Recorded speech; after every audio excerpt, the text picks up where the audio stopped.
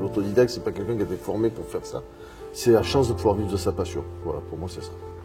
Apprendre en toutes circonstances, pas forcément sur des terrains traditionnels, mais les terrains de la vie. L'autodidacte, il a développé des instincts pour avoir le coup d'avance. Pour moi, l'autodidacte, il est pragmatique. Il a plutôt eu la chance de ne pas être mis dans des cases. Je dirais déjà la chance d'un autodidacte, c'est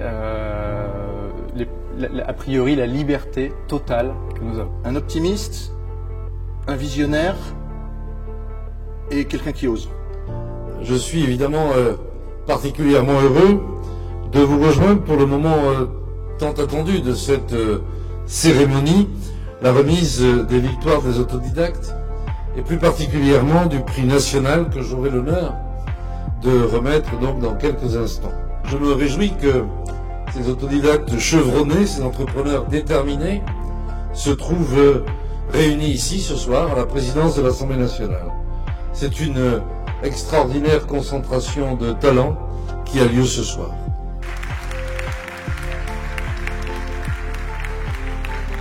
Cette année, c'est le 30e anniversaire de la création par un de mes prédécesseurs, le président de l'association des anciens élèves de la Harvard Business School en France, qui avait créé cet événement pour sélectionner et honorer des entrepreneurs qui se sont créés eux-mêmes, qui ont constitué leur réussite par eux-mêmes. C'est une aventure qui a commencé pour Mazars aux côtés du Harvard Business School Club de France, effectivement, il y a une quinzaine d'années, en 2003.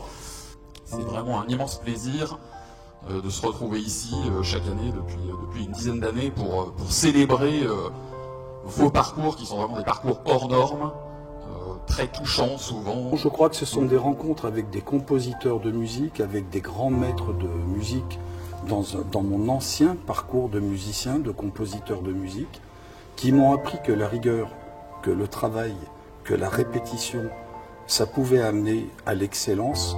Et c'est cet exemple au niveau des compositeurs de musique et des musiciens qui m'a servi dans ma vie après d'entrepreneur.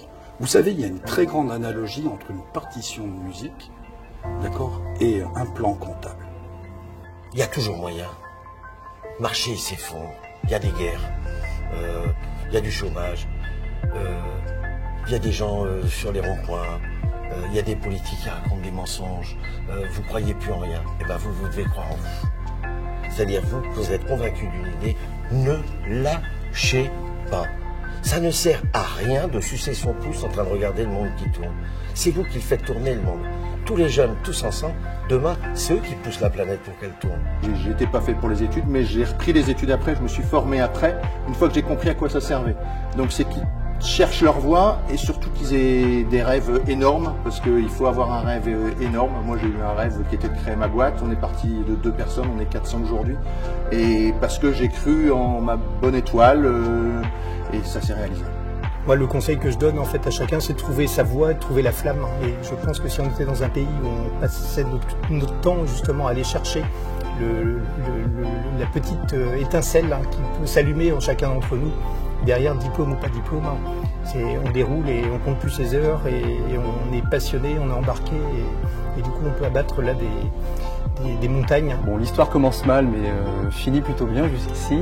Je me fracture la nuque et la colonne vertébrale en 4 morceaux. Je perds l'usage de la marche, je découvre la chaise roulante et l'ordinateur à l'hôpital.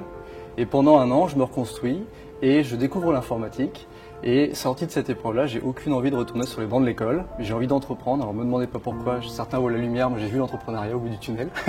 J'ai la particularité d'avoir monté une centre de formation qui s'appelle la Garo Academy pour les jeunes en échec scolaire, pour les initier au métier du spectacle. Parce qu'être soudeur, c'est pas être à l'usine, c'est créer des décors dans le théâtre. C'est voilà, c'est persévérer, croire en sa passion, trouver sa voie et ne pas avoir peur. Alors, si je suis là aujourd'hui, c'est au nom de l'Institut de l'engagement que je préside et dont 3 lauréats ont eu ce coup de cœur. L'Institut de l'engagement est une association qui accompagne dans leurs projets d'avenir des jeunes qui se sont engagés au service de l'intérêt général, qui ont des potentiels formidables, qui rencontrent un certain nombre d'obstacles dans la réalisation de leur potentiel. Et on les aide à aplanir ces obstacles et à réaliser tout leur potentiel et leurs projets. Alors moi je suis Marine, j'ai la chance d'être lauréate de l'Institut de l'engagement et donc je suis suivie durant 2 ans pour devenir entrepreneur. Et donc c'est un processus qui me permet à la fois de me découvrir et de gagner confiance en moi. L'an prochain, grande nouvelle, on change de nom, on garde notre acronyme VDA, mais on passe à Victoire des Audacieux. L'idée, c'est que le concept d'autodidacte, il a évolué. Et donc, dans ce cadre-là, Victoire des Audacieux, ça sera plus large. On pourra inviter plus de gens parmi nos lauréats et on pourra encore mieux travailler sur cette fracture culturelle.